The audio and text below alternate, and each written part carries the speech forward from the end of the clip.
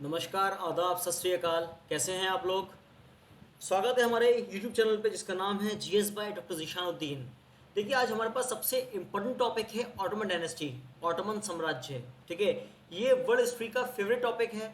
इसके अंदर से एग्जाम में जो यूपीएससी का और आपका पीसीएस के जो एग्जाम्स होते हैं मेंस के, उसमें क्वेश्चन आते ही आते हैं यहाँ से। ठीक है, अब सवाल आता है हमारे पास, ये हमारे पास इतना इंपॉर्टेंट टॉपिक है पर इतना बड़ा साम्राज्य है, ये करीब करीब मैं बात करता हूँ ऑटोमन साम्राज्य हमारे पास जो चला था, कब से स्टार्ट हुआ था, कब तक एंड हुआ था, उसके बारे में बात करते हैं, देखेंगे।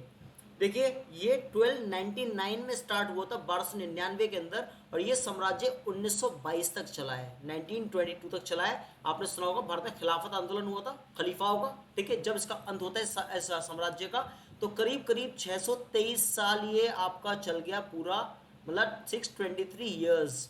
ठीक है, ये आपका एक राजवंश चला है, जो कि बहुत बड़ी बात है। नॉर्मली हमारे पास राजवंश चलते हैं कितने, 200 साल, 300 साल, 400, 500 साल बहुत बड़ी बात हो गई। 500 साल कोई राजवंश चल गया तो बड़ी बात। भाई मुगल वंश 3 साल में समेट गया पूरा पूरा मुगल वंश। ठीक है, अब ये साम्राज्य था कौन सा, कॉन्स्टेंटिनोपल। अब बात करेंगे इसका ऑटोमन साम्राज्य। अब सवाल आता है, भाई आप जो कलर देख रहे हो, शेड कलर, जैसे हम शेड कर देखते हैं, शेड जो वो कलर दिख रहा है, ये पूरा ऑटोमन साम्राज्य की सीमा है, यहाँ से यहाँ तक फैला हुआ था ऑटोमन साम्राज्य।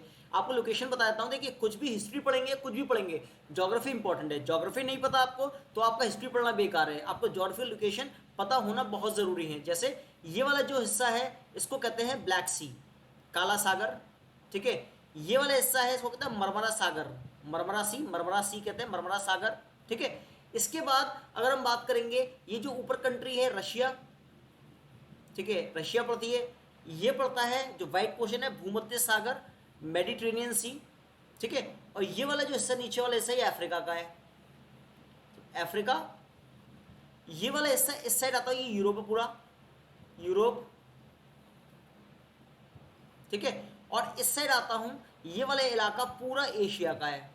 ठीक है, इसका मतलब हमारे पास जो ये साम्राज्य है, हमारे पास कौन सा वाला ऑटोमन साम्राज्य, ये 3 महाद्वीपों में फैला हुआ, 3 कॉन्टिनेंट्स में। कौन कौन से कॉन्टिनेंट है, एशिया, ठीक है, उसके बाद अफ्रीका, ठीक है, उसके बाद यूरोप, मतलब 3 महाद्वीपों में ये पूरा साम्राज्य फैला हुआ। अब बात समझना, ये इंपॉर्टेंट और क्यों है, क्योंकि एक्चुअली ये क्या ट्रेड रूट था। पहले हवाई जहाज तो चलते थे, प्लेन थे नहीं, कितना निशिप थी। ठीक है, पानी के जहाज थे। तो यहाँ से अगर मान लो रशिया से किसी बंदे को अगर यहाँ से आना पड़ेगा, तो ऑटोमन साम्राज्य पड़ेगा बीच में। ठीक है, यूरोप जाएगा तो ऑटोमन साम्राज्य पड़ेगा, तो उसको ये अगर उसका रास्ता यूज करेगा तो वहां उसको टैक्सेस देना पड़ेंगे। ठीक है, तो उनके लिए दिक्कत थी, ये रशिया के लिए आने के लिए, मतलब एशिया वालों को इधर यूरोप आने के लिए प्रॉब्लम थी। अगर यूरोप से कोई जाएगा यहाँ पर एशिया, तो उसके लिए प्रॉब्लम थी। क्यों, क्योंकि यहाँ पर ऑटोमन साम्राज्य आ गया। यही एक कारण था कि वास्को डिगामा की बात करते हैं। वास्को डिगामा पुर्तगाली था, कौन था, पोर्टुगीज था। वास्को डिगामा यहाँ का था, पोर्टुगीज था। 1498 में इंडिया पहुंचा समुद्र रास्ते से, जबकि ये वाला रास्ता इसको इजी पड़ता आने के लिए। फिर भी वास्को डिगामा यहाँ से घूम के गया। ठीक है, जब यहाँ से घूम के गए पुर्तगाल से, तो उसके बाद वास्को डिगामा यहाँ इंडिया पहुंचा बहुत लेट। अगर वास्को डिगामा यहाँ से शिप से आता और नाव के द्वारा यहाँ निकलता, तो रास्ते में इसको मिलता ऑटोमन साम्राज्य, जो उसको निकलने नहीं देता, गुजरने नहीं देता। ठीक है, इतनी बात क्लियर है। अब बात समझेंगे, आगे चलते हैं। ठीक है, अब देखो, यहाँ जो ऑटोमन साम्राज्य आपको समझ में आ गया होगा, ये 3 महाद्वीपों में, 3 कॉन्टिनेंट कौन से, यूरोप है, एशिया, अफ्रीका, अफ्रीका और एशिया। ट्रेड रूट, अगर रशिया से मैं यहाँ जाऊंगा, एक चीज और इंपॉर्टेंट, जो बच्चे एसएससी की तैयारी कर रहे हैं या कोई भी एक छोटे मोटे एग्जाम की, वनडे की एग्जाम की, तो समझना, अगर ब्लैक सी है, काला सागर है, काला सागर और मरमरा सागर के बीच जो रास्ता है ये वाला, ठीक है, इसको क्या कहते हैं, जल संधि। आप कमेंट बॉक्स में जल्दी से बताएंगे, ब्लैक सी और मरमरा सी के बीच में कौन सी जल संधि आती है, कौन सा स्ट्रेट आता है। और दूसरा क्वेश्चन मेरा है कि मरमरा सी और एजियन सी, ये एजियन सागर है, मरमरा सी और एजियन सागर के बीच में कौन सी जल संधि आती है, स्ट्रेट आता है, आप जल्दी बताएंगे। देखिए, हमारे पास जो हमारा ऑटोमन साम्राज्य था, ऑटोमन साम्राज्य की जो राजधानी थी वो थी कॉन्स्टेंटिनोपल। कहते हैं कॉन्स्टेंटिनोपल, आपके सामने लिखा हुआ है, ये मैं मार्क कर दिया है, कॉन्स्टेंटिनोपल ऑटोमन साम्राज्य की राजधानी थी। अब इस चार्ट में हमने क्या क्या सीखा, हमने 3-4 चीज सीखी इंपॉर्टेंट, समझना ध्यान से। पहला, ऑटोमन साम्राज्य कब से कब तक था, ये 1299 से लेके 1922 तक चला था, 623 साल। ठीक है, अगला सवाल, ऑटोमन साम्राज्य कितने महाद्वीपों में फैला था, कितने कॉन्टिनेंट, 3। ठीक है, एशिया, अफ्रीका, यूरोप। ठीक है, तीसरा क्वेश्चन, ऑटोमन साम्राज्य से मतलब ट्रेड रूट किसका बंद करता हुआ? रशिया का यूरोप से बंद कर रहा है, यूरोप का एशिया से बंद कर रहा है, क्योंकि अगर रशिया से कोई बंदा आएगा तो जल संधि के द्वारा आएगा, और जल संधि पर कब्जा किसका था? ऑटोमन्स का था। ठीक है, इतनी बात क्लियर है? चलिए आगे देखते हैं। देखिए ऑटोमन साम्राज्य की बात करते हैं। मैं आपको बता चुका हूं ऑटोमन साम्राज्य का बहुत लंबे कार्यकाल में से एक कार्यकाल 623 साल करीब इसका कार्यकाल रहा है। ठीक है, इसका साम्राज्य रहा है यहाँ पर ऑटोमन का। ठीक है, उसके बाद इन लोगों ने कहाँ पर? साउथ ईस्टर्न यूरोप पे घेरा हुआ था, कब्जा किया हुआ था। ठीक है, उसका वेस्ट एशिया के अंदर भी था और नॉर्थ अफ्रीका के अंदर थे। ठीक है, अब बात समझेंगे, जब यहाँ तीन तीन महाद्वीपों में ये हैं तो भाई अफ्रीका जाओगे तो अफ्रीका टाइप के लोग मिलेंगे आपको, यूरोप जाओगे तो यूरोप के लोग मिलेंगे, और आप एशिया में आओगे तो एशिया की तरह लोग मिलेंगे। इसका मतलब यहाँ पर लोगों की भाषाएं अलग अलग, ठीक है, एथनिसिटी अलग अलग, रहन सहन का तरीका अलग अलग, उसके बाद भी तीनों तरह के लोगों को संभाल पाए ऑटोमन साम्राज्य के राजा, जो बहुत ही योग्य और काबिल हुआ करते थे। ठीक है, देखिए मैंने लिखा भी है यहाँ पर, मतलब उनके ऑटोमन साम्राज्य के बारे में कि यहाँ पर ये मल्टीनेशनल थे, और उसके बाद मल्टीलिंगुअल। मल्टीलिंगुअल मतलब अनेक भाषा बोलने वाले। मल्टीलिंगुअल कहते हैं बाइलिंगुअल। मल्टीलिंगुअल मतलब होता है बहुत भाषाएं बोलने वाले। भाई अफ्रीका जाओगे अफ्रीकन चलेंगी, ठीक है, यूरोप में बहुत सारी लैंग्वेज है, और एशिया में आपको मालूम है लैंग्वेज है ही बहुत सारी।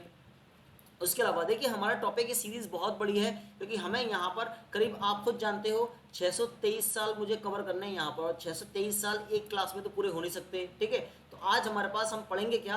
हमारे पास सबसे ऑटोमन साम्राज्य का उदय कैसे हुआ, स्टार्टिंग कैसे हुई, स्टार्टिंग होने के बाद ऑटोमन साम्राज्य से पहले क्या था यहाँ पर। ठीक है, उसकी बैकग्राउंड पता करेंगे, रोमन एम्पायर के बारे में। ध्यान से आप स्टार्टिंग से बने रहिए, एंड तक बने रहिए वीडियो पे, जिससे कि आपको एंड तक पता चलेगा, बहुत नई रोचक तथ्य निकल के आएंगे आपके सामने। ठीक है, यहाँ पर ऑटोमन साम्राज्य का उदय कैसे हुआ। ठीक है, राइज ऑफ ऑटोमन डायनेस्टी 1299 से लेके 1453 ऑटोमन साम्राज्य का उदय। ठीक है, उसके बाद ऑटोमन साम्राज्य ने अपना विस्तार करना शुरू कैसे करा, एक्सपेंशन स्टार्ट कैसे करा, और चरम सीमा पे कब पहुंचा? 1453 से अपना विस्तार करना शुरू करता और 1566 तक अपनी चरम सीमा पे था, पीक पे था। ठीक है, उसके बाद आज की जो हमारे वीडियो है, लेक्चर है हमारा, पार्ट 1 में मैं सिर्फ इतना ही कर पाऊंगा आपको पार्ट 1 के अंदर, और जो पार्ट 2 होगा हमारा, पार्ट 2 के अंदर ये सारे टॉपिक के 3 टॉपिक ये वाले हैं, ये पार्ट 2 के पार्ट है। देखिए अब बात समझेंगे, यहाँ पर हमारे पास स्टैग्नेशन, स्टैग्नेशन ठहराव, जैसा पानी स्टैग्नेंट रहता है, पानी ठहर जाता है। ठीक है, ठहराव मतलब ये ऐसा काल था 1566 से लेके 1827 तक, कि यहाँ पर ऑटोमन साम्राज्य ना तो बढ़ रहा था ना घट रहा था, बस जितना था उतना ही रहा इतने सालों में। उसके बाद 1828 से ऑटोमन साम्राज्य का पतन चालू हो गया, डिक्लाइन स्टार्ट हो गया यहाँ पर, ये इतना इंपॉर्टेंट नहीं है। उसके बाद ऑटोमन साम्राज्य का अंत कैसे हुआ? जब वर्ल्ड वॉर फर्स्ट की बात करता हूँ, प्रथम विश्व युद्ध की बात करता हूँ, इंडिया में आपने सुना होगा खिलाफत आंदोलन, खलीफा के लिए, जो इंडिया में शौकत अली, मोहम्मद अली, जिसमें गांधी जी भी इन्वॉल्व थे। ठीक है, जो खिलाफत समिति की जो बैठक हुई थी 1919 में, 23 नवंबर 1919 में। ठीक है, उसमें महात्मा गांधी इसके अध्यक्ष बने थे, और यहाँ पर बाद में सेवर्स की संधि के बाद अधिकार मिल गए थे, तो आंदोलन भारत समाप्त हो गया था। तो उसके बाद वहां पर टर्की में जो खिलाफत आंदोलन के बाद ये वाला जो खलीफा की जो पोस्ट थी, ऑटोमन साम्राज्य था, इसका अंत हो गया था। तो ये सेक्शन हमारा बहुत इंपॉर्टेंट है। ठीक है, इसलिए अगली वीडियो देखना ना भूलें। ये तो पार्ट 1 में मैंने आपको बता दिया, उसके बाद मैं आपको पार्ट 2 कराऊंगा, ये वाला हिस्सा सेकंड पार्ट इसका। ठीक है, अब देखेंगे दूसरी कंडीशन, यहाँ रोमन एम्पायर। देखिए ऑटोमन साम्राज्य कहां से बना, कैसे बना, बात समझना। आपने सुना होगा रोम। ठीक है, देखिए मैं आपको दिखाऊंगा, ये रोमा लिखा, रोमा, रोमा कहते थे रोम को। ठीक है, यहाँ पर अब सवाल आता है, रोम कहाँ है? इटली में, इटली का इटालिया, इटालिया लिखा हुआ है। ये मैप कब का है? रोमन एम्पायर का 117 एडी का है। ठीक है, 117 एडी का एम्पायर है। रोमन एम्पायर इतना बड़ा था, आप खुद देख पा रहे हो कि ये है ब्रिटानिया, ब्रिटानिया मतलब होता है इंग्लैंड, ग्रेट ब्रिटेन, ये वाला ऐसा पूरा इंग्लैंड, पूरा आपका स्पेन, पूरा पुर्तगाल, ठीक है, पूरा फ्रांस, जर्मनी, ठीक है, ये वाला हिस्सा, पूरे इटली, अफ्रीका की कुछ जगह, मोरतानिया, अल्जीरिया, लिबिया, ठीक है, ये सारी जगह है। ये क्या है? अफ्रीका की। ठीक है, कुछ अरेबियन पेनिनसुला के थोड़ा सा जगह। ठीक है, ये पूरा क्या था? यहाँ जो आपको बाउंड्री कलर दिख रही है, पूरा हमारा रोमन एम्पायर था, इतना बड़ा था। अब हुआ क्या, रोमन एम्पायर की कहानी समझते थोड़ी सी। एक्चुअल में क्या था, 330 में, 330 में, 330 में एक व्यक्ति आया। ठीक है, उसका नाम क्या था? उसका नाम था उस बंदे का बाइजमैन कॉन्स्टेंटिनोपल।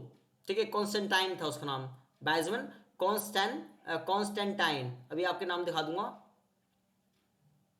ठीक है, ये था बाइजमैन कॉन्स्टेंटाइन ये बंदा था, ये 330 में आया। इसने क्या काम किया, यहाँ का राजा बना रोम का। इसने अपनी रोम की राजधानी जो थी वो बदल दी। इसने बोला रोम की राजधानी अब हम क्या करेंगे, बायजमेन यहाँ रखेंगे इस जगह, ये जगह जगह दिख रही है, यहाँ पे इन्हें रोम की राजधानी बना दी। अब देखो ये जगह थी रोम, ठीक है, जो इनका कल्चर था, आर्ट थी, क्राफ्ट थी, सब वैसे ही चलता है जैसे रोम में चलता था, बिल्कुल सेम, ठीक है। 330 की बात है। अब 330 के बाद क्या हुआ कि वहां पर जब लोग अलग बसना शुरू हो गए बाइजेंटाइन के अंदर, ठीक है। देखिए मैं आपको नाम इसका दिखा देता हूं, लिखा है बाइजेंटाइन, ये रहा बाइजेंटाइन एम्पायर, इसमें बताता हूं। अब बात समझना, जो बाइजेंटाइन एम्पायर था, देखो उसके अंदर लोगों ने क्या कहा, 395 के अंदर, 395 के अंदर लोग क्या बोलते हैं, ये बोलते हैं भैया देखो 330 में तो इन्होंने अलग किया, ठीक है, यहाँ बाइजेंटाइन करके एक जगह में इसकी राजधानी शिफ्ट कर दी। अब लोगों ने बोला भैया एक काम करते हैं, 395 में हम रोम को 2 टुकड़ों में बांट देते हैं, ठीक है, रोम को 2 टुकड़ों में, एक टुकड़ा ये वाला और एक टुकड़ा ये वाला, ठीक है। तो रोम हमारा 2 टुकड़ों में ये वाला बट गया, ठीक है। इसको हम कहते हैं, ये वाला हिस्सा हो गया, ये हो गया वेस्टर्न रोम, वेस्टर्न रोमन एम्पायर, और ये हो गया ईस्टर्न रोमन एम्पायर। भाई ये दो टुकड़ों में बढ़ गया। अब कब, 395 में 2 टुकड़ों में बांटा, 395 के अंदर। बाद में क्या हुआ, ईस्टर्न रोमन एम्पायर तो जिंदा रहा, इसमें राज चलता रहा, पर जो वेस्टर्न रोमन एम्पायर था उसके अंदर जो छोटे छोटे रियासतें थी, जो इंडिपेंडेंट रूलर थे वो आजाद, मतलब जो ट्राइब्स थे वो लड़ते रहे आपस में, लड़ के उन लोगों ने अपने आप को खुद को आजाद करा लिया और वो स्वयं इंडिपेंडेंट हो गए। जैसे लाइक स्पेन आजाद हो गया, पुर्तगाल आजाद हो गया, कुछ मोरतानिया आजाद हो गया, ये सब आजाद होते गए इनका एरिया खत्म होता गया।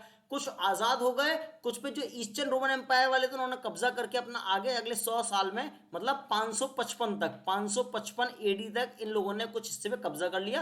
मैं मैप के द्वारा दिखाता हूं, इसमें स्लाइड्स नहीं है, बहुत कुछ मैटर भी है, अंत तक बने रहिए हमारे साथ वीडियो के अंदर। देखते हैं, देखिए यहां मैंने आपको अभी बताया था, यहां 330 के अंदर क्या था हमारे पास, कॉन्स्टेंटाइन। कॉन्स्टेंटाइन एक रोमन एम्पायर था, ठीक है, उसने अपने नाम से राजधानी कॉन्स्टेंटिनोपल रखी। अब बात समझना, मैंने कॉन्स्टेंटिनोपल आपको दिखा चुका हूं मैं मैप के अंदर पहले ही, कॉन्स्टेंटिनोपल देखिए मैंने आपको यहां इस वाली वीडियो में दिखाया था, ये देखिए ये लिखा है कॉन्स्टेंटिनोपल, ये रहा, ठीक है, कॉन्स्टेंटिनोपल। अब सवाल आता है साहब कॉन्स्टेंटिनोपल तो हमने देख लिया, अब कॉन्स्टेंटिनोपल को आज की डेट में हम क्या बोलते हैं, आज ये है जगह इस्तांबुल। आपने नाम सुना होगा, मिशन इस्तांबुल, मूवी भी देखी होगी।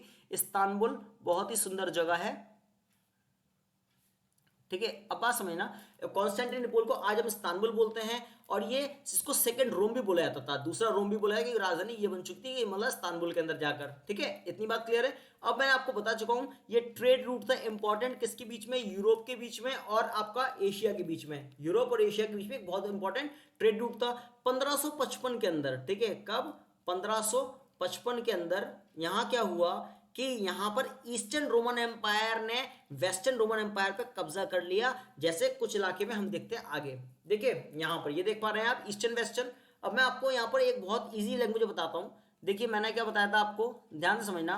330 में बाइजेंटाइन कॉन्स्टेंटिनोपल, ठीक है, कॉन्स्टेंटाइन ने अब क्या किया था, यहां पर ये सबसे पहले इसने इस जगह पे, ये जो जगह दिख रही है यहां पर, यहां पर अपनी राजधानी पहुंचा दी रोम से, रोम ये रहा, रोम से राजधानी यहां शिफ्ट कर दी। 330 में हुआ था ये वाला काम। उसके बाद 395 आया, ठीक है। 395 में क्या हुआ कि यहां पर इन लोगों ने 2 टुकड़े कर दिए, ये बोला है भैया एक बॉर्डर खींच दो, बाउंड्री खींचो, ये वाला, ये बाउंड्री आपको दिख पा रही होगी अलग अलग कलर के अंदर, ये वाली बाउंड्री, यहां पर जो ये वाला हिस्सा है इसको वेस्टर्न रोमन एम्पायर कहा गया, ये वाला हिस्सा ईस्टर्न रोमन एम्पायर कहा गया, ठीक है। उसके कुछ सालों, 100 साल के अंदर अंदर जो वेस्टर्न रोमन एम्पायर था खत्म हो गया, ठीक है। फिर बाद में जो ईस्टर्न रोमन एम्पायर थे, वो ईस्टर्न रोमन एम्पायर वालों ने क्या काम किया कि इसका कुछ इलाका पे कब्जा कर लिया, इसका कुछ क्षेत्र पे कब्जा कर लिया, वेस्ट वाले के पर। देखेंगे ऐसे कैसे कब्जा किया, ये देखिए, ये 555 का मैप है, 555 एडी का मैप है, आप देख पाते होगे। देखिए यहां पर मैंने पहले क्या बताया था, पहले कब्जा क्या था, ईस्ट वालों का इतना था, इतना कब्जा था, ठीक है। यहां पर अब इन लोगों ने अपना कब्जा इतना बढ़ा दिया, इतना बढ़ा दिया कि इन्होंने पहले तो क्या नाम है, इनके पास ये इटली वाला, रोम वाला हिस्सा इन्होंने पहले वही कब्जा कर लिया पूरा, ठीक है। और कुछ हिस्सा इन्होंने स्पेन का भी कब्जा कर लिया, पहले भी स्पेन का नहीं था, स्पेन का कब्जा कर लिया, कुछ अफ्रीका का कब्जा कर लिया, मतलब 555 में इतना इलाका इन्होंने कब्जा कर लिया यहाँ पर, ठीक है। आप मैप में देख पा रहे हो 555 में कितना एरिया जा चुका था यहाँ पर, तो मतलब ये अपने सक्षम हो गए। बाद में कंडीशन क्या हुआ, यहाँ पर एक कंडीशन और बनती है, ठीक है। कंडीशन ये बनती है कि यहाँ पर भी गृह युद्ध स्टार्ट हो गए, छोटी छोटी लड़ाइयाँ स्टार्ट हो गई आपस में, ये भी छोटे छोटे रियासतें बन गई, एक राज्य बन गए, अपने अपने अलग अलग इंडिपेंडेंट राजा आ गए इस जगह। बाद में सब कुछ खत्म होते होते होते होते बाइजेंटाइन बहुत छोटा सा रह गया, ठीक है। बाइजेंटाइन, कॉन्स्टेंटाइन बहुत छोटा सा रह गया, अभी आपको मैप में दिखाऊंगा, इतना छोटा रह गया। और उसके अंदर फिर क्या हुआ कि हमारे पास टर्की है, आपने सुना होगा टर्की का नाम, तुर्की।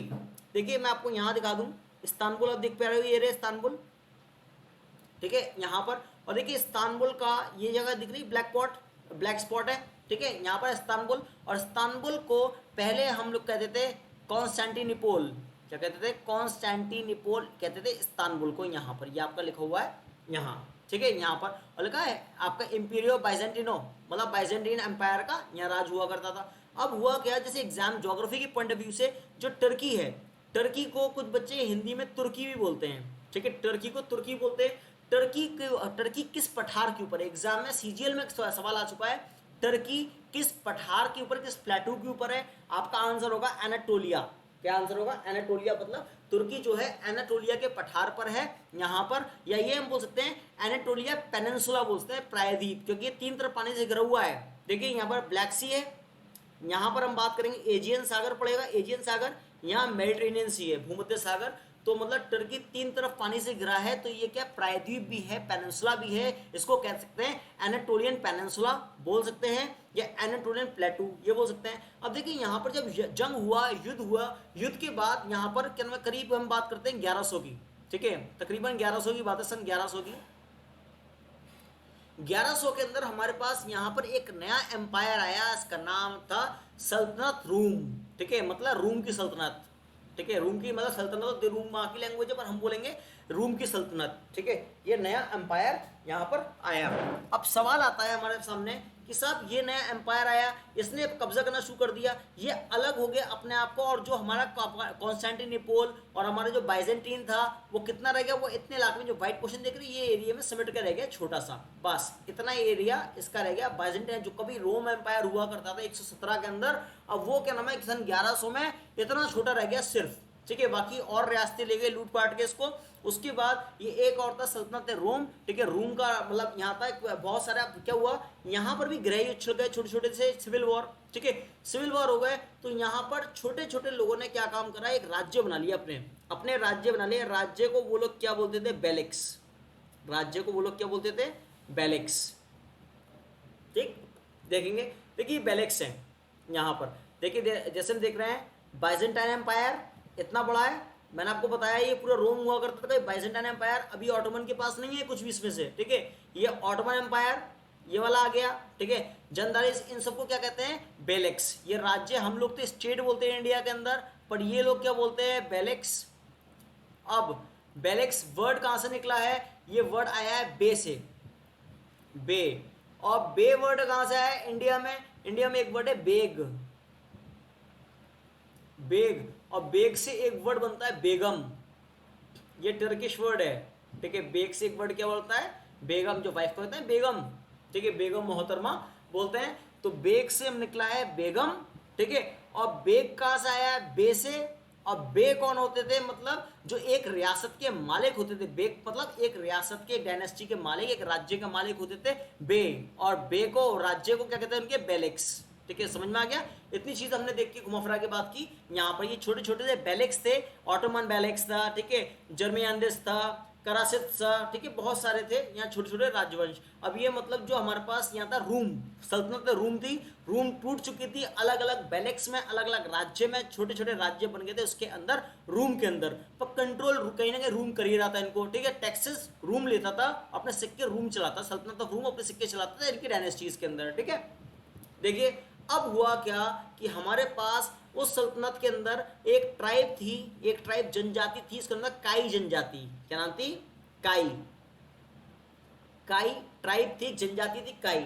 उस काई जनजाति के अंदर एक व्यक्ति ने ऑटोमन साम्राज्य की स्थापना करी उस्मान नाम था, उस्मान वन, ठीक है। मतलब ऑटोमन साम्राज्य की स्थापना स्टैब्लिश हुआ, ऑटोमन डायनेस्टी 1299 के अंदर हुआ और 1324 तक उस्मान रहे। इनको कहते हैं फादर ऑफ ऑटोमन डायनेस्टी। अगर पूछो ऑटोमन साम्राज्य का पिता किसे कहते हैं, उस्मान वन को, ठीक है। उस्मान वन को सुल्तान बोला हुआ है, एक्चुअली सुल्तान इनके लिए सही वर्ड नहीं है, आगे बताऊंगा सुल्तान की उपाधि कब से स्टार्ट हुई है, ठीक है।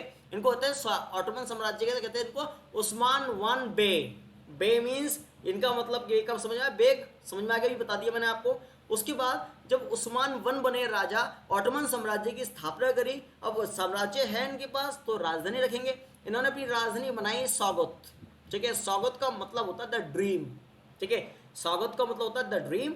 और उसके बाद मैंने ये बता चुका हूँ उनकी जो टेरिटरी थी उसको बे कहते हैं, बे को हम बेलेक्स कहते हैं, बता चुका हूँ, ठीक है। अब बात ये सौगत में मैप में दिखाता हूँ, देखिए ये देखा है सौगत, ये रहा सौगत जो मैंने गोले से मार्क करा है मैप के अंदर, देखिए सौगत। अब बात समझना, जब उस्मान वन राजा बने थे तो जो आप डार्क रेड कलर में देख रहे हैं ये वाला हिस्सा, जो उस्मान वन जब राजा बने थे तो उतना इतना इलाका उनके पास था बस, कब 1299 में। और जब उस्मान वन 1324 तक रहे, कब 1324 तक राज में अपने राजवंश में रहे, तो उसके बाद उन्होंने जगह जीते जीते अपने राज्य सिंहासन को इतना बढ़ा दिया, आप खुद देख पा रहे हो, लगभग तिगना चौगना हो गया था, 4 गुना लगभग इन्होंने अपना राज्य 3.5 4 गुना अपना स्टेट बढ़ा दिया। ये बाउंड्री आप देख लो, जो लाइट रेड कलर से आपको दिख रही है ये इनकी बाउंड्री है, इतनी इन्होंने डायनेस्टी बढ़ा दी थी अपने शासनकाल में, जो कि अच्छा काम किया होगा तभी इतनी बढ़ गई, ठीक है। आए इतने में तो डार्क रेड कलर इतना था। और सौगत राजधानी थी इनकी, याद है ना, सौगत राजधानी क्या थी, सौगत,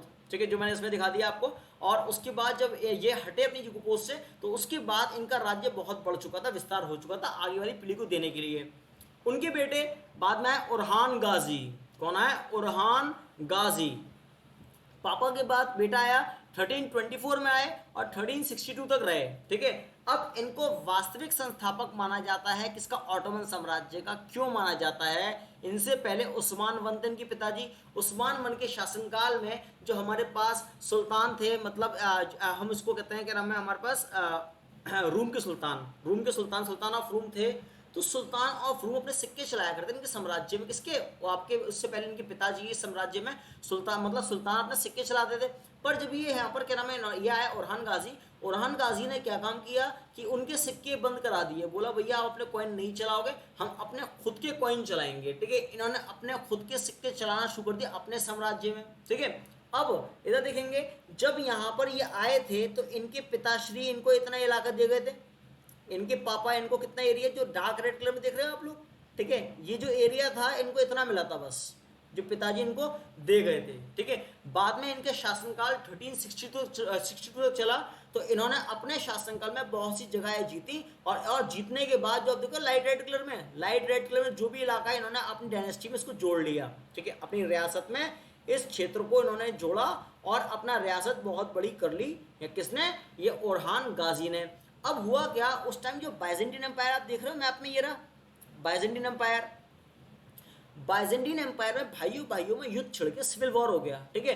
उसके बाद जब भाइयों में युद्ध हो गया तो इनके पड़ोसी मुल्क कौन सा था, बाइजेंटीन का पड़ोसी मुल्क कौन सा था, आपका ऑटोमन साम्राज्य था। जैसे हम देखिए, वही मैंने आपको मैप में दिखाया था, देखिए यहाँ पर देखेंगे, ये लिखा बाइजेंटीन एम्पायर, उनका पड़ोसी कौन है, ये वाला, ये बॉर्डर लगा हुआ है ये ऑटोमन से, ठीक है। तो यहाँ पर उन लोगों ने क्या काम करा, बाइजेंटीन वालों ने ऑटम साम्राज्य वालों से हेल्प मांगी। ये बोला भैया हमारी हेल्प करो, हमें गद्दी पे बैठने के लिए, ठीक है, हमें साम्राज्य संभालना है।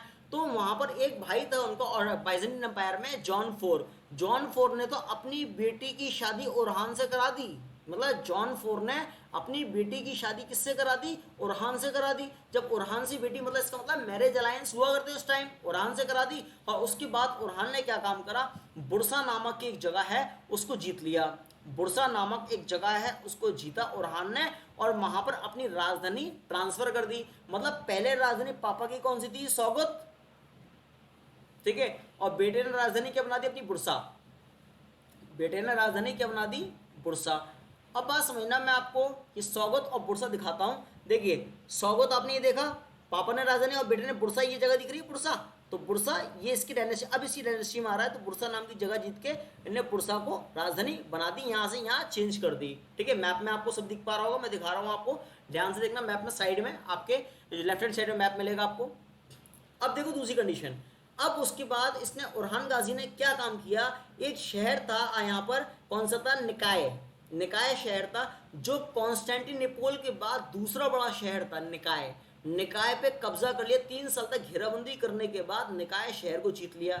निकाय बहुत इंपॉर्टेंट शहर था उस जमाने में, आर्ट एंड क्राफ्ट के लिए जाना जाता है निकाय। मैं आपको मैप में दिखाता हूँ, इसमें तो आपको नहीं दिखेगा, मैं आपको दिखाता हूँ। देखिए देखिए यहाँ देखते हैं, आप देख पा रहे होंगे निकाय, जो मेरा मार्कर चल रहा है, आप देखो निकाय ये रहा, ठीक है, यहाँ पर निकाय ये वाला इलाका है।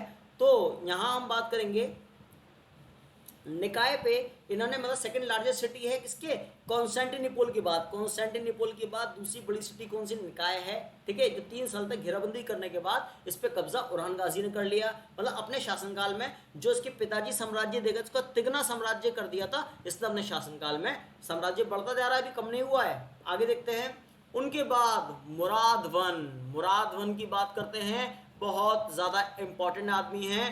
क्यों इंपॉर्टेंट है, क्योंकि यही वो व्यक्ति है, पहचान लो और देख लो और जान लो इसको, इसी ने उपाधि दी सुल्तान की। सुल्तान जो वर्ड आया है वो किसने दिया है, वो ऑटोमन साम्राज्य से आया है। किसने दिया सुल्तान उपाधि, ये मुराद वन ने दी है, मुराद वन ने सुल्तान, ये 1383 में उपाधि दी गई थी सुल्तान पहली बार।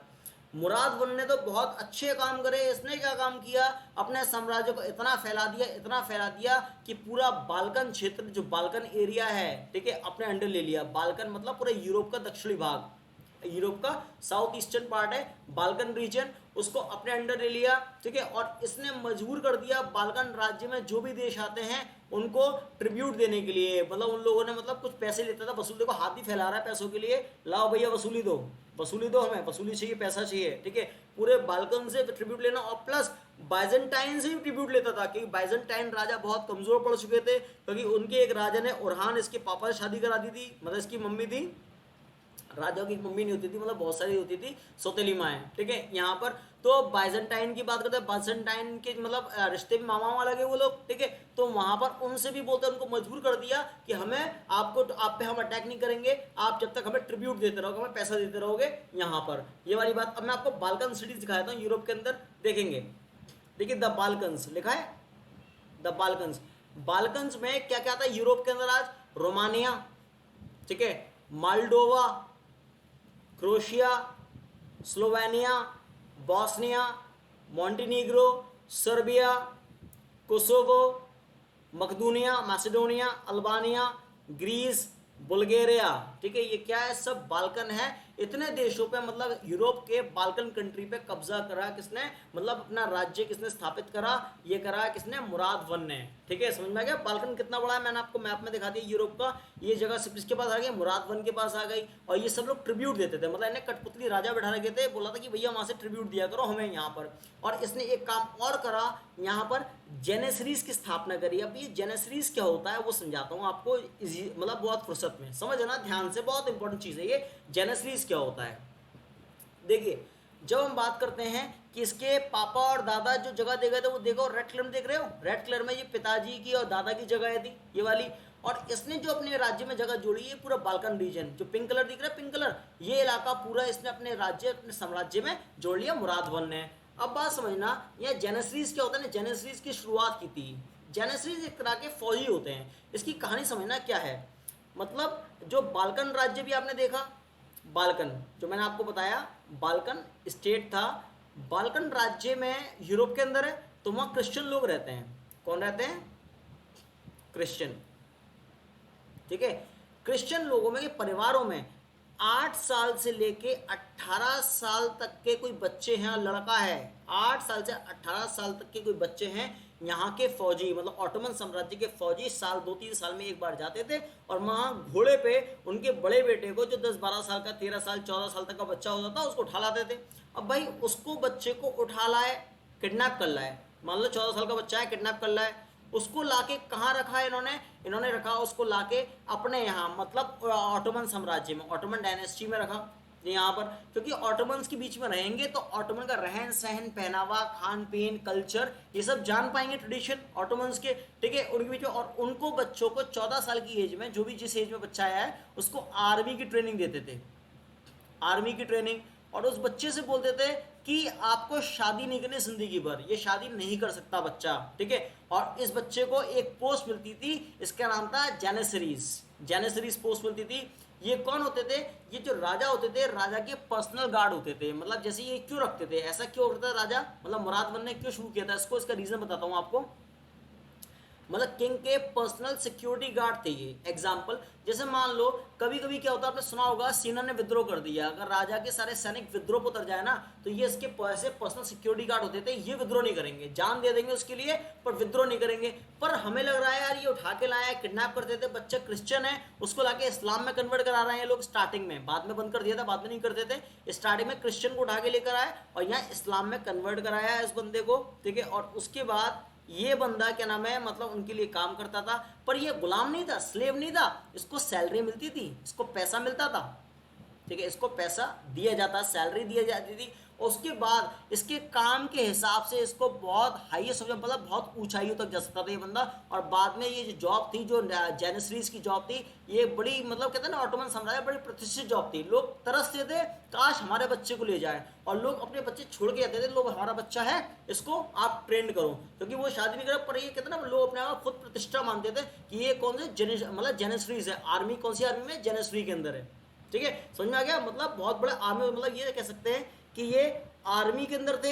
हमारे इंडिया में आज की बात करते हैं, army, military officials plus IAS दोनों को मिला दो, ठीक है, तो वो पोस्ट थी, दोनों मिलाकर अगर बात करता हूँ वो पोस्ट थी जेनेसरीज। बहुत कहता है प्रतिष्ठित जॉब थी उस टाइम की, ठीक है। यहाँ पर इतनी बात क्लियर है।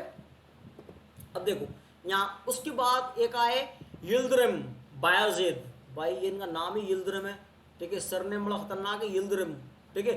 यिल्दिरिम का मतलब होता है थंडर बोल्ट, ठीक है, जैसे बिजली कड़कती है ना, ठीक है, यिल्दिरिम का मतलब हम लोग क्या बोलते हैं?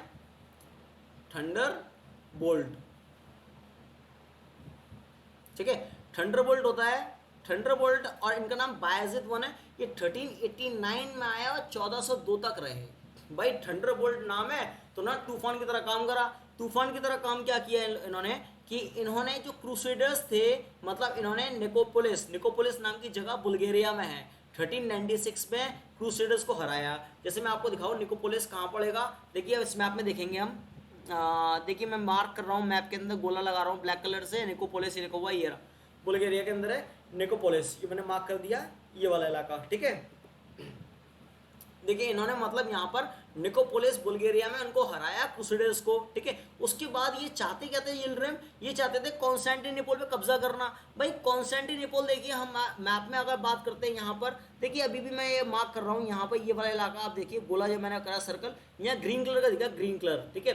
ग्रीन कलर का मतलब ये है कि ये इलाका इनका नहीं है। जो ऑरेंज कलर में दिख रहा है ये पूरा क्षेत्र पूरा इनका है, ठीक है, पूरा एरिया इनका जो ऑरेंज कलर में दिख रहा है। पर जो ग्रीन कलर का हल्का सा सर्कल के अंदर ग्रीन कलर दिख रहा है, वो ग्रीन कलर क्या है? ये कॉन्स्टेंटिनोपल है। ये चाहते थे इस पर कब्जा करना, कोशिश भी की इन्होंने पर अनसक्सेसफुल रहे, सफल नहीं हो पाए इसकी कोशिश में कॉन्स्टेंटिनोपल पे कब्जा करने में, जो कि वहां पर उसकी इमारतें बहुत मजबूत थी कॉन्स्टेंटिनोपल की, अपने आप में एक प्रतिभाशाली जगह थी इस्तांबुल, ठीक है, यहाँ पर। उसके बाद जीवन में अब तक ये अभी तक जीते हैं। जब से हमने कब से बात की है भाई, हम बात कर रहे हैं 1299 से जो युद्ध होना स्टार्ट हुए हैं, 1299 और 100 साल अगर मैं कहता हूं तो 1399, ठीक है, 100 साल से ऊपर हो गए। अब 1402 लग गया, 103 साल हो गए। 103 साल बाद पहली बार ये आपके ऑटोमन साम्राज्य वाले हारे। किससे हारे? तैमूर लंग, आपने नाम सुना होगा तैमूर का, ठीक है। यहाँ पर तैमूर लंग नाम था, जिसने इंडिया पे भी आक्रमण किया, दिल्ली में 15 दिन आक्रमण चला था भयंकर वाला, तो वही तैमूर है, ठीक है। अभी एक मुद्दा भी उठा था, जो करीना कपूर के बेटे का नाम रखा, तैमूर नाम रखा था, तो बहुत से लोगों ने बोला था कि इस नाम तैमूर क्यों रखा, ठीक है, यहाँ पर तो विवाद उस पर भी आया था। तो तैमूर लंग से इनकी लड़ाई हुई, तो तैमूर लंग ने बैटल ऑफ अंकारा, अंकारा राजधानी है आज तुर्की की, ठीक है, तुर्की की राजधानी क्या है? अंकारा। आप मैप में कहीं देख सकते हो, कहीं ना कहीं आपको मिल जाएगी, अंकारा लिखा हुआ है इसके अंदर, यूरोप के किसी मैप के अंदर। देखिए अंकारा इस साइड तो नहीं है, आगे वाले मैप पे शायद मिलेगी, दिखा दूंगा आपको, अंकारा कैपिटल, ठीक है। यहाँ पर देखो शायद इस पर लिखी भी है पर आप देख नहीं पाओगे, ये लिखिए अंकारा, ये रही, ठीक है। अब बात समझना, यहाँ पर बैटल ऑफ अंकारा हुआ 1402 में, तैमूर लंग के साथ हुआ। उसने तैमूर लंग ने इनको हरा दिया, मतलब यिल्ड्रिम बायजीद वन को हरा दिया, हरा के बंदी बना के अपने साथ ले गया समरकंद। समरकंद का नाम सुना होगा आपने इतिहास के अंदर, हिस्ट्री के अंदर। समरकंद ले गया इनको 1402 में। जब इनको समरकंद ले गया तो 2 साल तक अपने यहाँ बंदी बना के रखा। कितने साल रखा? 2 साल तक अपने यहाँ बंदी बना के रखा यिल्ड्रिम को। और 2 साल बाद उसी के दरबार में वहां पर उनकी मौत हो गई यिल्ड्रिम की। जब उनको ले गया था तो इनके 4 बेटे थे, चारों बेटे युद्ध की भूमि छोड़ के भाग गए। पिता को छोड़ के, पिता को मरने के लिए छोड़ गए, युद्ध की भूमि छोड़ के भाग गए। उसके बाद अभी अपने साम्राज्य में आए, उनको पता नहीं पापा का, अब्बू का क्या हो रहा होगा, अब्बू क्या कर रहे होंगे, वहां उनको नहीं पता उसका, उनका कुछ क्या हो रहा होगा। ये आपस में गद्दी की लड़ने लग गए, क्योंकि मालूम है भाई साम्राज्य बहुत बड़ा है, ऑटोमन साम्राज्य, ठीक है। यहाँ पर और गद्दी के लिए अपने गद्दी देख रहे थे, तो वहां पर इन चारों भाइयों में ही सिविल वॉर छिड़ गया, घर के अंदर युद्ध छिड़ गया। उन चारों में 3 मारे गए, एक बचे महमूद वन। महमूद वन ने इतना कुछ खास नहीं किया था। तो हम 1402 से सीधे चलते 1451 में, ठीक है। 1451 में चलते हैं सीधे इसके बाद, क्योंकि इसके बीच में जो राजा नालायक आए थे किसी मतलब के नहीं थे। आगे देखते हैं। देखिए फिर थे महमूद टू, ठीक है, बात समझना, महमूद टू, ठीक है, 1451 में आए थे, 1481 तक रहे थे। ये वो इंसान था जो 20 साल की उम्र में, मतलब 20 साल की उम्र में ये इंसान मतलब यहाँ पर राजा बना था, 20 ईयर्स की एज में। और जब से ये राजा बना था, दिन रात सोते जागते एक ही सपना देखा है इसने, और सपने के अलावा दूसरा सपना नहीं देखा। जैसे आप लोग कहते हैं ना, मैं आईएएस बनूंगा, मैं पीसीएस बनूंगा, एसएससी में जॉब मिल जाए, ठीक है, एक ही सपना आपका दिन रात चलता रहता है। वही इनका एक सपना था कि मुझे कॉन्स्टेंटिनोपल, मतलब बाइजेंटीन एम्पायर पूरी तरह खत्म करना है, जीतना है, कॉन्स्टेंटिनोपल को जीतना है। तो 20 साल में सपना देखा, और 21 साल में, 1 साल के अंदर अंदर इसने अपने सपने को साकार कर दिखाया, और इसने कॉन्स्टेंटिनोपल पे, मतलब इस्तांबुल पे विजय प्राप्त की। कब? 1453 पे। जैसे इसने विजय प्राप्त की 1453 के अंदर, वैसे ही बाइजेंटीन एम्पायर की समाप्ति हो गई। मतलब यहाँ से जो बाइजेंटीन एम्पायर हुआ करता था वो पूरा समाप्त हो गया। अब वो ऑटोमन साम्राज्य के अंदर ही मिल गया, ऑटोमन्स के अंदर ही मिल गया बाइजेंटीन भी। इतनी बात क्लियर है? यहाँ पर देखिए मैंने बताया था अंकारा, बैटल ऑफ अंकारा, ये रहा अंकारा, गोला कर रहा हूँ मैं सर्कल, ये रहा अंकारा, ठीक है। यहाँ पर क्लियर हो गया। तो अगर हम बात करेंगे जो कॉन्स्टेंटिनोपल, मतलब यहाँ पर एक्चुअल असलियत में बात करते हैं, रोमन एम्पायर की समाप्ति हुई पूरी तरह से। भाई रोमन एम्पायर का तो पार्ट था बाइजेंटीन, उसी का पार्ट था, ठीक है। 1453 में रोमन एम्पायर पूरी तरह से नेस्तो नाबूद हो गया, खत्म हो गया, समाप्त हो गया, तबाह हो गया पूरी तरह से 1453 के अंदर, ठीक है। और खत्म किसने किया पूरे रोमन एम्पायर को? बाइजेंटीन एम्पायर को खत्म किसने किया था? महमद टू ने किया था 1453 के अंदर, ठीक है। 21 साल का लगा था सिर्फ ये।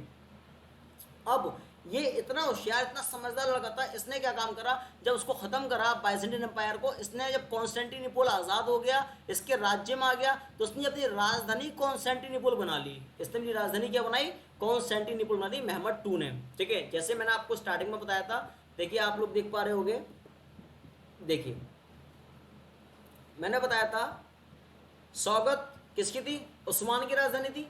उस्मान ने राजधानी सौगत रखी थी, ठीक है। उस्मान का बेटा कौन था यहाँ पर? बुरहान, ठीक है, सॉरी ओरहान, ओरहान था, ठीक है। ओरहान ने राजधानी क्या लिखी? बुरसा, ओरहान। अब आगे आके उसके पोते या परपोता जो भी था, तो कहता महमद था, महमद टू, महमद टू था।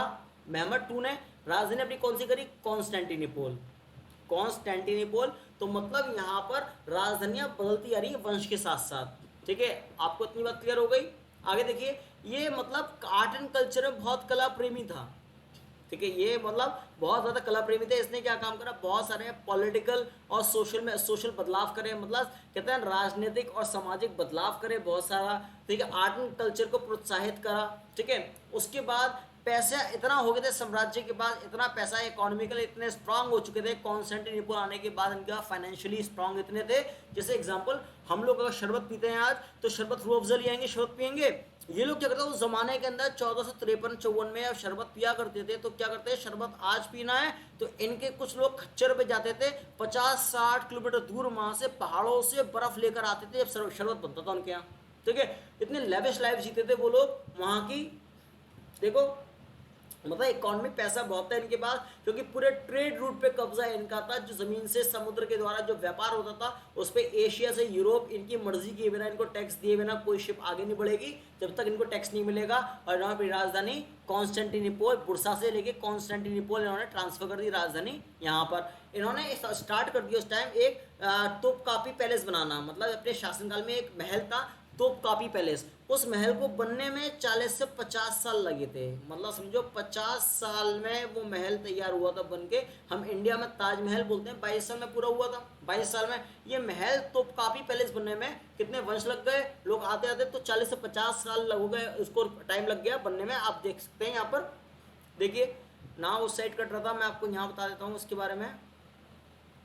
देखिए ये कौन सा है, इसको कहते हैं तोपकापी पैलेस, ब्यूटीफुल पैलेस। अंदर से देखोगे शीश महल, बहुत अच्छा बहुत सुंदर महल है। इसके अंदर की पिक में नहीं डाल पाया, ठीक है, कई वीडियो बहुत लंबी हो जाती है इस वजह से, ठीक है। तोपकापी पैलेस बहुत ही सुंदर है। आप देखो कितने बड़े एरिया में एक्सपेंशन है, कितने बड़े एरिया में एक्सपैंड हुआ है ये महल। ये इस्तांबुल में है, अगर आप कभी इस्तांबुल जाना हुआ आपका तो इस्तांबुल में आप तोपकापी महल ये देखिए, ये वाला, ठीक है, तोपकापी पैलेस आपको मिल जाएगा। कहाँ पर, इस्तांबुल में।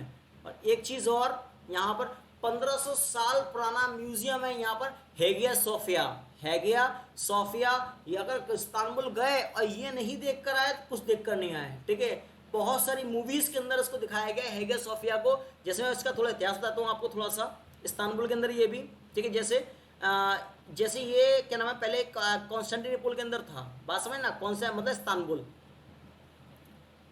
कॉन्स्टेंटिनोपल के अंदर था, इस्तांबुल में था, ठीक है। तो उस टाइम इस्तांबुल की और कॉन्स्टेंटिनोपल के अंदर बाइजेंटीन एम्पायर था, तो क्रिश्चियन पॉपुलेशन थी, क्रिश्चियंस थे वहां पर। तो यहाँ पर ये क्या था उस टाइम, कॉन्स्टेंटिनोपल सन 1500 के आसपास की बात कर रहा हूं मैं, तो ये था उस टाइम चर्च,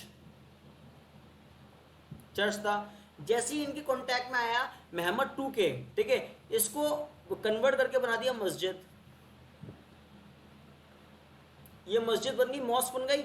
बाद में क्या हुआ 1922 में, ठीक है, 1922 में, ठीक है, सैयद अहमद कमाल पाशा, ठीक है, जो खलीफा हुआ करते थे, उन्होंने इसको मस्जिद को बदलकर यहाँ बना दिया म्यूजियम। ये क्या बन गया, म्यूजियम, ठीक है। तो आज ये म्यूजियम है। अगर आप कभी जाओ इस्तांबुल तो आप यहाँ पर देखोगे, इसकी सुंदरता देखना। हैगिया सोफिया की जो सबसे बड़ी इमारत है इस्तांबुल की इमारतों के अंदर जो कहते हैं हिस्टोरिकल मॉन्यूमेंट है, उसमें हैगिया सोफिया सबसे बड़ी इमारत है, ठीक है। ये सबसे बड़ी मस्जिद भी बोल सकते हैं उसको, वहाँ की सबसे बड़ा चर्च भी बोल सकते हैं, जो 1922 से म्यूजियम का काम कर रहा है। ये म्यूजियम है आज, ठीक है, देखेंगे। उसके बाद एक और आया बायजेद टू। बायजेद टू 1418 में आया, 81 में, 14 से 81 में आए, ठीक है। और ये 14 से 1512 तक रहे, बात समझे ना, 14 से 81 में आए और 1512 तक रहे। इन्होंने कुछ भी नहीं किया शासनकाल में, सिर्फ जितने इनके राज्य थे उनको संगठित करने का काम किया, कंसोलिडेट करने का काम किया। क्योंकि इनके टाइम में यहाँ पर एक और राजवंश था जो बाहर से आक्रमण कर रहा था इनके ऊपर, उसका नाम था सफाविद। कौन सा, सफाविद, सफाविद राज्य। इसका नाम शायद आप पहली बार सुन रहे होगे आज, तो मैं आपको बताता हूँ थोड़ा सा इसके बारे में। सफाविद साम्राज्य एक्चुअली ये कहता पर्शिया में था, पर्शिया की बात करते हैं। पर्शिया को आज अब ईरान कहते हैं, ठीक है। ये राज्य था, ये इनको ईस्ट की तरफ से अटैक कर रहा था, पूर्व की तरफ से, ठीक है। ये देखो लिखा भी मैंने यहाँ, Safavid was a Persian region, ठीक है, मतलब पर्शिया का जो रीजन था। यहाँ पर मैं आपको मैप से और समझाता हूँ, उसके अंदर आपको समझ में आएगा। देखिए, ये देखिए ध्यान से, हम बात करेंगे जो अब ये वाला कलर का ऑटोमन एम्पायर, जो ये वाला कलर है आपका डार्क कलर में, ठीक है, ये ऑटोमन एम्पायर है। जो आप देख रहे हो ऑरेंज कलर टाइप का है, ये येलोइश ऑरेंज कलर है, ये कौन है, ये सफाविद है, ये सफाविद है, सफाविद एम्पायर, ठीक है। यहाँ पर उसके अलावा ये देख रहे हो, ये उज्बेक लोग, उज्बेकिस्तान के उज्बेक, ठीक है। और ये देख रहे हो, ये मुगल्स हैं, ये मुगल्स हैं इंडिया के, ठीक है। यहाँ पर क्लियर हो गया। यहाँ पर अब हुआ क्या कि एक्चुअल में जो आप यहाँ पर कंडीशन देख रहे हैं कि जो हमारे पास ये कलर्ड है आर्मेनिया साइड, ये वाला जो कलर दिख रहा है आपको दो कलर में, एक तो ऑरेंज कलर में और एक ग्रीन कलर में आपको ये दिख रहा है, सॉरी पर्पल कलर में आपको दिख रहा है। ये इलाका डिस्प्यूटेड है, मतलब यहाँ पर ये लोग सफाविद थे, इन पे अटैक करते थे ऑटोमन साम्राज्य वाले पे। ऑटोमन अपनी जगह को बचाते थे, ठीक है। इन पे अटैक बहुत समय तक चला, इन पे अटैक, पर उसके बाद एंड क्या हुआ कि जो आप देख रहे हैं इराक, इराक जो बगदाद वाला इलाका है वो सफाविद ये लेना चाहते थे, पर एंड में ऑटोमन साम्राज्य की जीत हुई और इराक बगदाद इसी के पास रहा, ऑटोमन साम्राज्य के पास। सफाविद अलग हो गए यहाँ से और मुगल्स पे ये काबुल, कंधार की तरफ, अफगानिस्तान की तरफ अटैक करते थे, हेरात की तरफ, ठीक है। उसके बाद यहाँ पर ये यहाँ भी सफल नहीं हो पाए और आप जो रेड बॉर्डर्स देख रहे हैं उसका रेड बॉर्डर है, ये सफाविद आपका यहीं सिमट कर रह गया इसी इलाके के अंदर 1722 तक। 1722 के बाद सफाविद का अंत हो गया इस इलाके से, ठीक है। दूसरी डायनेस्टीज आगे उस पर कब्जा कर लिया सफाविद राज्य पे जो पर्शिया के अंदर था, ठीक है। और सफाविद वही राजवंश है जिसने पहली बार बिरयानी बनाई थी। बात समझना, पहली बार बिरयानी सफाविद मतलब ईरान की डिश है, इंडिया की डिश नहीं है बिरयानी, ईरान की है। चलिए आगे देखते हैं। देखिए दूसरी कंडीशन सलेम, ठीक है। यहाँ पर सलेम एक राजा था, 1512 से 1520 रहा था, बस रहा इतने साल था, पर इसने कर बहुत कुछ दिखाया। कैसे? इसने क्या काम करा? सबसे पहले सफाविद जो अटैक कर रहे थे उनको हराया, ठीक है। सफाविद को अटैक कर रहे थे पर्शिया से जो लोग, 1514 में इसने सफाविद को हराया। किस युद्ध में? शल्दिरान के, ठीक है। शल्दिरान के युद्ध था उसमें हराया। देखिए अब बात हुई ना, मतलब इराक इनके पास आ गया पूरा, ठीक है। जो इराक बगदाद लाई थी, इराक इनके पास आ गया, ठीक है। और बाकी अब इनके पास बहुत सारा इलाका था, पर उसके बाद अब इनके पास क्या रह गया? इजिप्ट रह गया। अब उसको इजिप्ट पे कब्जा करना रह गया था। इसने 8 साल में, मतलब जो 8 साल का शासनकाल था उसमें इजिप्ट, जिसको मिस्र कहते हैं, मिस्र पे कब्जा उस टाइम तक ममलूक का था। ममलूक वंश था, एक ममलूक जिसका मिस्र पे कब्जा था, ठीक है। वहां पर ममलूक वंश को हरा के मिस्र में, देखिए मैप में देखेंगे ये वाला हिस्सा इजिप्ट का है जो मैं लिख रहा हूँ, इजिप्ट मिस्र का। ममलूक वंश को हराकर इसने ये पूरे इलाके से लेके सऊदी के अंदर तक, यहाँ तक कब्जा कर लिया, इस जगह तक, ठीक है, ममलूक ने। और सऊदी के अंदर कब्जा कर लिया तो यहाँ पर एक जगह है मक्का, यहाँ पड़ेगा मक्का सऊदी में, जो मुस्लिम्स का सबसे बड़ा धार्मिक स्थान है मक्का। और यहाँ पड़ेगा मदीना, मदीना, ठीक है। मक्का मदीने पे भी कब्जा हो गया पूरा, किसका? इसका हो गया सलेम का, सलेम वन का। और जो इंसान मक्का मदीना के इलाके पे जो कब्जा कर सकता है उसका नाम था खलीफा, उसको खलीफा कहते। पहले ममलूक खलीफा हुआ करते थे, अब ये ऑटोमन साम्राज्य का पहला खलीफा जो बना, खलीफा कालिफ्स बोलते थे, ठीक है। ऑटोमन साम्राज्य का सबसे पहला जो खलीफा बना उसको कहते हैं सलेम वन। कौन थे ये? सलेम वन को ऑटोमन साम्राज्य का पहला खलीफा। इतनी बात क्लियर है?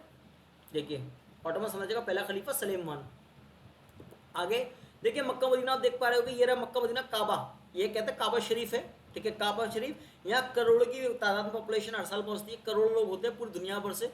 रिजर्वेशन होता है यहाँ पर, जितने लोग छोटे चीटियों की तरह दिख रहे हैं उतने ही ऊपर चढ़े होंगे, उतने first floor, second floor, third floor, fourth floor तक ऊपर तक लोग होते हैं यहाँ पर। चारों तरफ इसके सराउंडिंग्स के अंदर सोने के गेट बने हुए हैं, इसके अंदर अंदर एंट्रेंस वाले ये वाले, ठीक है, फिरदौस।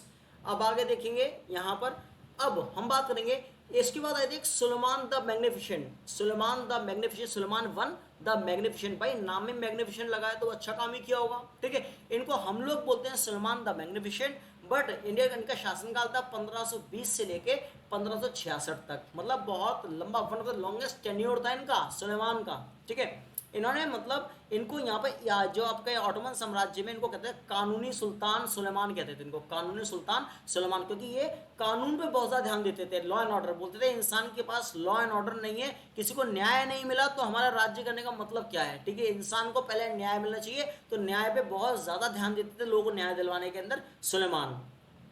इन्होंने अपने शासनकाल में 13 कैंपेनिंग करी राज्य जीतने के लिए। हंगरी यूरोप के अंदर है, हंगरी जीत डाला पूरा, ठीक है। हंगरी राज्य ने बुडापेस्ट, बगदाद, मैं बता चुका बगदाद इनके पास आ चुका था, ठीक है, बगदाद, ठीक है, किसका? इराक की राजधानी है। मिडिल ईस्ट, मिडिल ईस्ट के अंदर आपका ईरान का कुछ हिस्सा आ गया, सऊदी आ गया, यमन आ गया, ठीक है, और कुवैत आ गया, कुवैत वाला हिस्सा आ गया, ठीक है। यहाँ पर अब बात समझ ना, जॉर्डन वाला हिस्सा, ये पूरा मिडिल ईस्ट हो गया यहाँ पर। और यूरोप में अल्जीरिया, ये ना जीत लिया।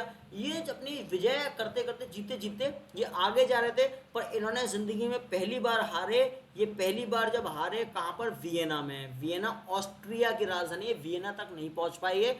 1529 से 32 में वियना में हार गए। कैसे हार गए? जब ये सेना लेके पहुंचे वहां पर, वियना एक ठंडी जगह है, यूरोप के अंदर है, तो वो बर्फबारी इतनी स्टार्ट हो गई, इनकी सेना को आदत थी इस इलाके में रहने के लिए, वो वहां पर अपने आप को कंट्रोल नहीं कर, सर्वाइव नहीं कर पाई। तो इसके बाद क्या रहा, सेना वहां से पीछे हटना पड़ा सेना को, तो वियना में इन्होंने अपने कदम रोक दिए, वियना पे कब्जा नहीं कर पाए, मतलब ऑस्ट्रिया पे कब्जा नहीं कर पाए ये, ठीक है, सुलेमान वन। इनके शासनकाल को, सुलेमान वन के शासनकाल को कहते हैं golden age of Ottoman Empire, मतलब ऑटोमन साम्राज्य का स्वर्ण काल। अगर पूछे कभी ऑटोमन साम्राज्य का स्वर्ण काल किसके शासनकाल को कहते हैं, सुलेमान वन के। इन्होंने अपने पूरे शासनकाल में 300 से ज्यादा मस्जिदें बनवाई, मॉस्क बनवाई, काबा में मरम्मत करवाई, काबा में रेनोवेशन करवाया। काबा कहाँ है, मक्का के अंदर है, रेनोवेट करवाया। और इस जो जेरूसलम है इनके पास था पूरा इजराइल, ठीक है, जेरूसलम की दीवारों का इन्होंने मरम्मत करवाई। जेरूसलम की दीवारें आज के नहीं है, 4 से 5 हजार साल पुरानी दीवारें जेरूसलम की, उसकी मरम्मत करवाई इन्होंने, क्योंकि जेरूसलम इन्हीं के पास था, मकाबा इन्हीं के पास, मतलब मक्का मदीना इन्हीं के पास था, इन्हीं के शासनकाल में, तो उसका मरम्मत करवाई, काम इन्होंने करवाया। और इन्होंने एक और मस्जिद बनवाई, इसको कहते हैं सूफियाना मॉस्क, ठीक है। कौन सी मॉस्क थी, सूफियाना, मतलब sorry Suleymaniye mosque, Suleymaniye mosque थी ये, कि आपके पास दूसरी बड़ी मस्जिद थी, बात सुना, सुलेमानिया मॉस्क दूसरी बड़ी मस्जिद थी। सबसे बड़ी मस्जिद थी हेगिया सोफिया, जो मैं आपको मैप में दिखा चुका हूं पहले, ठीक है, हैगिया सोफिया सबसे बड़ी मस्जिद थी। उसके बाद दूसरी बड़ी मस्जिद कौन सी थी, सुलेमानी मॉस्क, सुलेमानिया मॉस्क। अब आप देख पाएंगे ये हमारे पास सुलेमानिया मॉस्क है,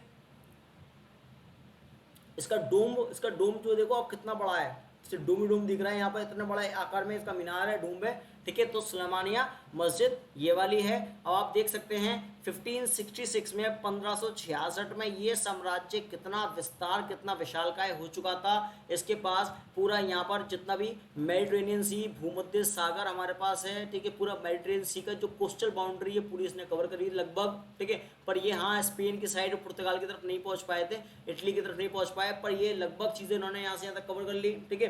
पूरा अफ्रीका का, इजिप्ट का ये कोस्ट हो गया, नाइजीरिया के कोस्ट तक जा चुके, समझो कितनी दूर आ गए, नाइजीरिया तक आ चुके थे। और ये पूरा सऊदी से लेके, मक्का से लेके, और यहाँ तक दक्षिण तक यमन है, ठीक है, यमन के एरिया तक कंट्रोल कर रहे थे। इधर आके इन्होंने कुवैत है, जॉर्डन है, इधर क्या नाम है आपके बगदाद है, ये पूरा एरिया मिडिल ईस्ट का कवर करते करते, और पूरा टर्किश इनके पास था, पूरा टर्की इनके पास था, और पूरा यूरोप में बाल्कन सिटीज इनके पास थी। तो मतलब इन्होंने बहुत बड़ा इलाका कंट्रोल किया था 1566 तक। आज की वीडियो में इतना ही रखते हैं। आज मैंने राजाओं के बारे में देखा, आपको वीडियो कैसी लगी, समझ में आई नहीं आई, आप लोग मेरे को कमेंट में बता सकते हैं, ठीक है। और इसका सेकंड पार्ट आपका कल आएगा, तो नेक्स्ट क्लास में आएगा, तो आप उसको देखना ना भूलें। आपने अभी तक मुझे अगर फॉलो नहीं किया है तो आप मुझे टेलीग्राम पे फॉलो कर सकते हैं। अगर आपको पीडीएफ चाहिए तो आपको डेली पीडीएफ प्रोवाइड की जाएगी, ये मेरा लिंक है t.me/dr_zishan_sir, ये मेरा लिंक है। Thank you for watching the video, please like share and subscribe the video. अगर आपको वीडियो समझ में आई हो, अच्छी लगी हो, तो दूसरों से भी सब्सक्राइब कराना ना भूलें। Okay, good day, goodbye, take care, see you.